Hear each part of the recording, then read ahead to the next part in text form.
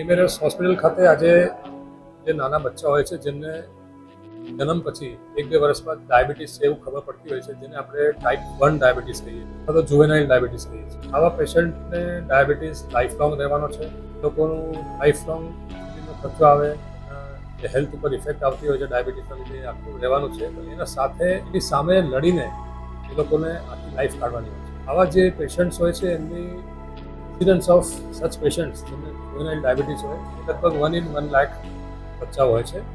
એવા બધા બચ્ચાઓને આઈડેન્ટિફાઈ કરીને આજે આપણા government of health and family welfare, government of ગુજરાતના અંતર્ગત આપણા માનનીય મુખ્યમંત્રીશ્રીના અંતર્ગત આવા એક પ્રોગ્રામ ચાલુ કરવામાં આવ્યો છે, જેમાં આવા ટાઈપ 1 ડાયાબિટીસના બચ્ચાઓને આપણે ટ્રેક કરીશું, એમનું ફોલોઅપ રાખીશું daily, monthly and weakly, plus એમની જે બી ટ્રીટમેન્ટની રિક્વાયરમેન્ટ છે એ હવે આપણા હોસ્પિટલ અને કોર્પોરેશન તરફથી પૂરી પાડવામાં આવશે.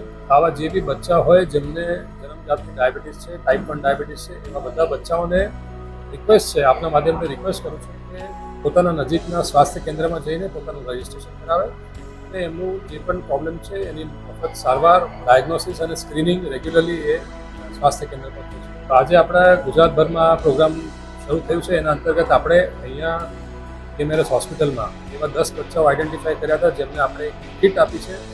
જેમાં ઇન્સ્યુલિન, બ્લડ શુગર ચેક કરવા માટેનું ગ્લુકોમીટર સાથેની જે સ્ટ્રીપ્સ લાગે છે એ સ્ટ્રીપ્સની કિટ આખી એમને આપી છે. હવે દર અઠવાડિયે એમનું ફોલોઅપ થશે અને જ્યારે પણ એમને દવાની જરૂર હશે કે આવા સ્ટ્રીપ્સની જરૂર હશે એ તો અહીંયા સરકાર તરફથી પૂરી પાડવામાં આવશે.